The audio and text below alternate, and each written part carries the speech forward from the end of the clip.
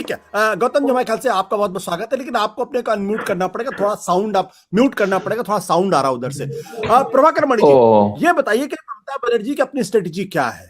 वो क्यों कांग्रेस के नेताओं को तोड़ने की कोशिश कर रही हैं? उन्हीं के साथ तो उनको विपक्ष में एक साझा मंच बनाना था। मुझे लगता है ममता बनर्जी दोहरी रणनीति पर चल रही हैं। पहली बात, कांग्रेस के साथ उनकी मुलाकात हुई थी, गैर विपक्षी गैर बीजेपी दलों को एकजुट करने की बात हुई थी। कांग्रेस से उन्होंने पहल करने को कहा था, सोनिया और राजीव गांधी के साथ, राहुल गांधी के साथ मुलाकात भी हुई थी। लेकिन उसके बाद 3-4 महीने बीत गए, लेकिन कांग्रेस अपने अंतर्कलह से जूझ रही थी। कभी पंजाब का मसला था, कभी कहीं और का मसला था। तो जैसे यहाँ मेरी बात होती रहती है तृणमूल कांग्रेस से, तो उनका कहना था कुछ तो कांग्रेस कर नहीं रही है, आखिर अनिश्चित काल तक ये चुप्पी कैसे चल सकती है? समय हाथ से खिसका जा रहा है, 2024 भी अब करीब आ रहा है, 21 बीत रहा। इसलिए मुझे लगता है ममता बनर्जी दोहरी रणनीति पर चल रही है। पहली, वो ऐसे करके इन नेताओं को जो हाशिए पर ही हैं इनमें से ज्यादातर, और सुष्मिता देव सबसे प्राइज के, जैसा कि सुरेंद्र जी ने भी कहा, तो ममता को सबसे ज्यादा मतलब सुष्मिता देव से ही है, क्योंकि उनका तात्कालिक निशाना त्रिपुरा पर है। तो उनके लिए फायदेमंद सुष्मिता देव ही साबित होंगी अभी तत्कालिक तौर पे।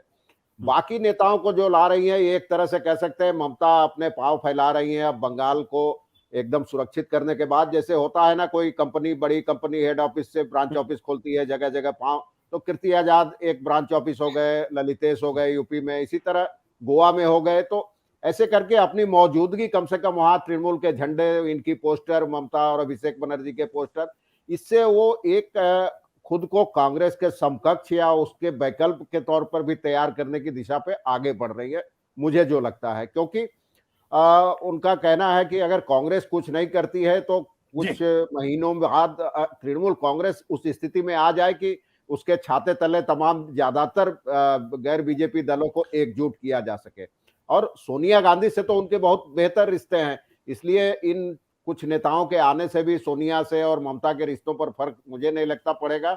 उनकी दिल्ली में भी मुलाकात होने वाली है सोनिया से। प्रभाकर, एक बात मुझे समझाइए, क्या अशोक तंवर को पार्टी में लाने से हरियाणा के अंदर तृणमूल कांग्रेस सरकार बनाने की स्थिति में आ जाएगी, या 2-4 एमएलए खड़ी करने की स्थिति में आ जाएगी? क्या गोवा के अंदर लुइजिन फलेरियो को लाने से वहां पे तृणमूल कांग्रेस 2-4 एमएलए जीत सकती है? क्या कीर्ति आजाद के नेतृत्व बिहार में तृणमूल कांग्रेस जीत सकती है? क्या ललितेश्वर की वजह से वो उत्तर प्रदेश जीत सकती है? क्या अगर वहां पे वो 20-20, 25-25 एमएलए जीतने की स्थिति में हो, तब तो उनकी रणनीति समझ में आती है। अगर वो ऐसे लोगों को ला रही है जो खुद अपनी सीट नहीं जीत सकते हैं, तो कौन सी रणनीति है? कौन उनको सलाह दे रहा है?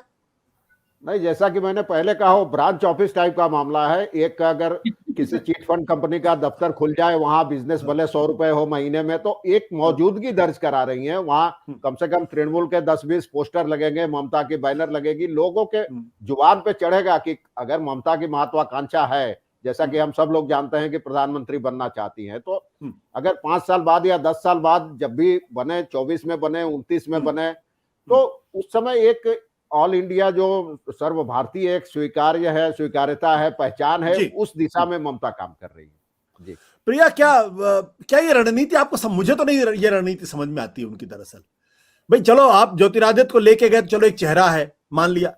आप ऐसे लोगों को लेके जा रही हैं जो अपनी सीट शायद नहीं जीत सकते। हो सकता है इनमें से ये बात सच है कि जो अभी सुष्मिता देव, वो शायद अपनी सीट जीत ले, लेकिन लुइजिन फलेरियो, ये सारे लोग अपनी सीट नहीं जीत सकता। हकीकत इस बात को लेकर ये है। आपका पॉइंट सही है, बट आशुतोष, पॉलिटिक्स में जो कहते हैं ना, परसेप्शन भी बहुत चीज होता है। एक तो जो पॉलिटिक्स में जो सही है, ग्राउंड रियलिटी है, लेकिन जो देखा जाता है, जिस लीडर से जैसे कि आजमाया जाता है, वो भी बहुत इंपॉर्टेंट है। और ममता जी जो ब्रांच ऑफिस की बात कर रही है, वो चाहती है कि वो नेशनल स्तर की लीडर दिखी जाए। उनको अगर इस तरह से देखा जाए, फिर जब बाद में जब चुनाव की बात आएगी, तो अगर उनको जैसे कि एक अलायंस होता है यूपीए का, तो उस तरह से जब लीडरशिप ढूंढना होगा, तो फिर ममता बनर्जी का नाम आएगा कि उनका भाई पैर सिर्फ वेस्ट बंगाल की लीडर में ही नहीं सीमित है, वो हरियाणा में भी उनका हो गया, यूपी में भी हो गया, हिंदी बेल्ट में भी हो गया। ये बहुत जरूरी है। प्रणब मुखर्जी को क्यों नहीं बने प्रधानमंत्री? वो खुद ही बोल रहे थे कि मुझे सोचते हैं कि मुझे हिंदी अच्छी नहीं आती, मैं बिल्कुल वेस्ट बंगाल से सीमित हूँ। तो वो रीजनल टैग हटाना चाहती है ममता। दूसरी बात, मेरी पवन वर्मा से बात हो रही थी, आप भी शायद शो में थे उनके साथ, और उन्होंने ममता बनर्जी के, उस समय तो उन्होंने ज्वाइन नहीं किया था, पर उनके पास एक डेटा पॉइंट था जो मुझे लगता है शायद प्रशांत किशोर ने उनको दिया होगा। उन्होंने कहा था कि राहुल गांधी ने 212 के बाद 72 इलेक्शंस में से 67 इलेक्शंस राहुल गांधी ने हारा है। तो इसका मतलब कि वो सबका ये पॉइंट है कि Rahul Gandhi can not election नहीं जीत सकते हैं। अब विपक्ष को एक ऐसा नेता चाहिए जो चुनाव जीत सके। उसके बाद डिबेट चल रही थी कि क्या होएगा, क्या कांग्रेस के वापस जो लोग छोड़ते हैं जो चुनाव जीत सकते हैं, ममता बनर्जी हो, जगन रेड्डी हो, इन लोगों को वापस ले, या और उनको शायद लीडरशिप के रोल में वापस लाए, या फिर कांग्रेस टूट के इन लोगों को ज्वाइन करे। ये डिबेट तब तक थी जब तक G23 भावी थी और लगता था कि राहुल गांधी और प्रियंका गांधी के अलावा कोई और पार्टी प्रेसिडेंट बने। लेकिन अब ये संवित नहीं है। अभी सबको मालूम है कि सोनिया गांधी बनेगी, उसके बाद राहुल गांधी अपनी पकड़ मजबूत कर रहे हैं पार्टी में। तो अब ये ममता बनर्जी का अंदर आना नहीं बनता है, अब अंदर से बाहर ले जाना पड़ेगा। ये इनफैक्ट पवन वर्मा ने इस तरह से हमें ये स्ट्रैटेजी समझाई भी थी। और पवन वर्मा प्रशांत किशोर काफी करीबी हैं। हम प्रशांत किशोर की बात हमें करनी पड़ेगी राजपूत जी, चाहे आप सही कह रहे हैं, वो पॉलिटिकल आदमी नहीं है, लेकिन ममता की राजनीति सिर्फ प्रशांत किशोर ही कर रहे हैं ना। गोवा में ममता नहीं गई थी, प्रशांत किशोर गए थे फुलेरे को लेने के लिए। तो ये सब प्रशांत किशोर का खेल है कि एक कोलिशन गवर्नमेंट बनेगी मोदी को हराने के लिए। ममता बनर्जी की पकड़ हर स्टेट में नहीं होगी, लेकिन उनकी नेशनल इमेज बनेगी और हर स्टेट का जो लीडर है, रीजनल लीडर, वो ममता बनर्जी के साथ आएगा। ये है इनका प्लानिंग। लेकिन अभी जो इन लोगों ने लिया है, ये सब जासू तो सही कह रहे हैं, सब लूजर्स हैं। मुझे बस वो कीर्ति आजाद का एक पॉइंट याद आता है। उसने कहा था I would rather be lion, मतलब मैं एक लायन की, शेर की पार्टी में एक मेमना बनना मुझे अच्छा लगता है, कि ये नहीं कि मैं शेर बनूं और मेमने की लीडरशिप में बनूं। तो उनको लगता है कि राहुल गांधी लैम्ब है और शेर की लीडरशिप नहीं कर सकते। तो वो तो भारतीय जनता पार्टी छोड़कर आए थे, जहां तो शेर ही शेर थे।